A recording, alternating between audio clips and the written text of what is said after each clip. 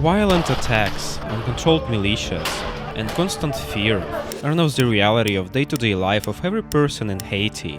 Parents are burying their children, and whole families are being wiped out during random gang encounters. A humanitarian crisis with a scale resembling a full-fledged war, with a country torn apart and a dysfunctional government holding no chance to take control of the situation.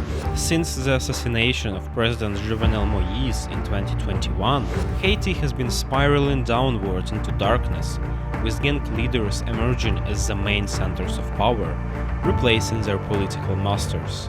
The country that could be a tourist paradise ended up in the middle of the most dangerous gang war in the world, with the future seeming as bleak as ever. Gangs are not new to Haiti.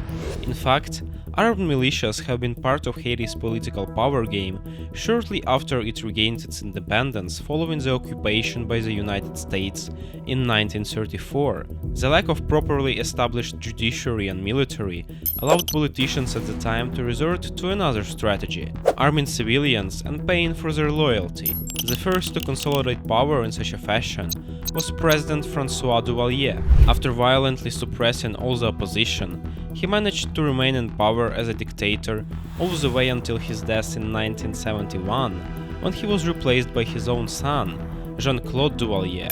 The Duvalier dynasty was successful in using various armed militias to their advantage, and Jean-Claude followed his father's steps. He remained in power until 1986, marking the 29th year of Duvalier's reign over Haiti. Nonetheless, he was removed from the office by opposition that strived to put an end to the Duvalier dictatorship and consolidate power in their own hands. Sadly, the new leadership had no plans of bringing in progressive reforms. They resorted to the strategy they knew had a proven record of success, using street gangsters for their political purposes. And thus, the era of continuous armed power struggle began. Insurgents, rebellions, and violent encounters on the streets between gangs of political opponents became a normal occurrence. The decline of state economy and welfare continued, and in 2021, it took an even more devastating turn. President Jovenel Moïse was assassinated, creating a power vacuum, with many willing to fill it. Ariel Henry became acting president, and that did not sit well with many gangs who were aligned with the dead Moïse. It was around this time that one of the most powerful Haiti gangs, G9 Alliance, decided to change the rules, becoming its own master. The gang leader, Jimmy Cherizier, better known by his name Barbecue, understood that with politicians failing to play their own game, gangsters had all the resources to take them out. He formed a coalition with many other gangs and began a violent campaign to remove the acting president from power. Already at the time, G9 was known all around Haiti for its horrific deeds. Just from 2020 to 2021, it was responsible for 1,000 massacres, killing at least 200 people in the process. As the opposition to G9, another gang appeared called G-Peep. It was found mainly based on other gangs not included in the G9 coalition. Both gangs were no longer bound by their alignment to political patrons and were willing to shed blood to become patrons themselves. Already by 2022, it was estimated that around 200 gangs were active all across Haiti, with most being in coalition with either G9 or G-Peep. The lack of proper police force made the government incapable of deploying necessary countermeasures. Haiti entered an era when those with the most guns were to dictate the rules. The ones who suffered the most were ordinary people.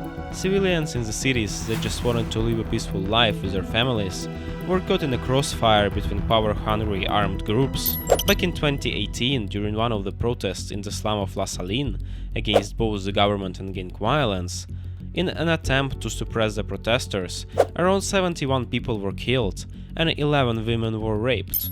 In fact, rape is not something unusual for Haiti's violent clashes. Back in the 1990s, many women were sexually assaulted by armed men who were sent to repress any political dissenters. Now it is still a large part of modern gang activity, In some cases, gang members rape those they believe to be supporters of rival gangs or simply live in areas under rival gang control, mainly to demonstrate their power and humiliate their foes. Sexual assault is also used to pressure people into paying ransom for kidnapped loved ones. Abortion, meanwhile, is illegal.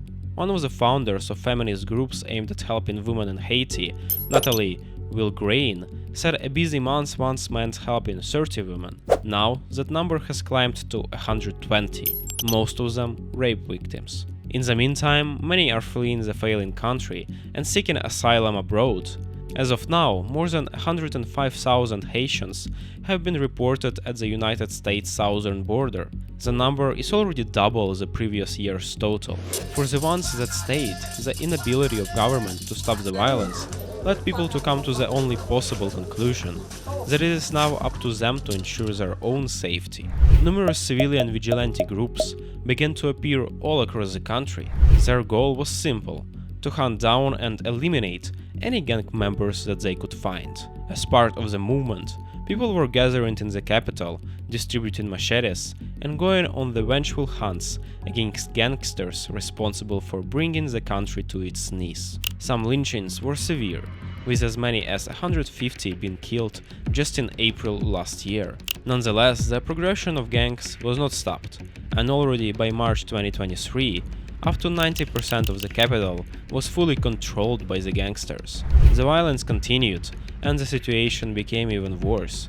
The acting President Henry traveled to Kenya on the 29th of February 2024 to sign a ruling declaring a UN-backed operation that was meant to deploy a task force to assist the Haitian government in their gang war.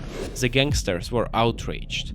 They directed their fire in a coordinated assault at many public buildings, including the main airport and 2 police stations. Jimmy Barbecue released a video stating that he would not stop until Henry declared his resignation. In the following days, things kept getting out of hand. Gang members successfully stormed the 2 largest prisons in Haiti, releasing as many as 4,700 inmates, a huge manpower they would now be able to use in the fight against the government. In the next days, the US military airlifted its embassy personnel from the country. The European Union also evacuated all diplomatic staff from Haiti. This eventually led to Ariel Henry announcing his resignation on March 12th. Currently, the country is in a paralyzed state. No one knows what the next day might bring, or when the death toll and fight for power might end. It seems though that without the deployment of an external task force, there is no chance of gangsters coming to a peaceful resolution.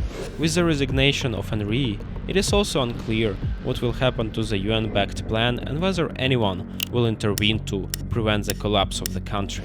One of the last options still available to Haitian politicians and elites is to hire foreign mercenaries to try to exterminate the gangs. One of the prominent groups seeking employment are the savages of Russian Wagner Group.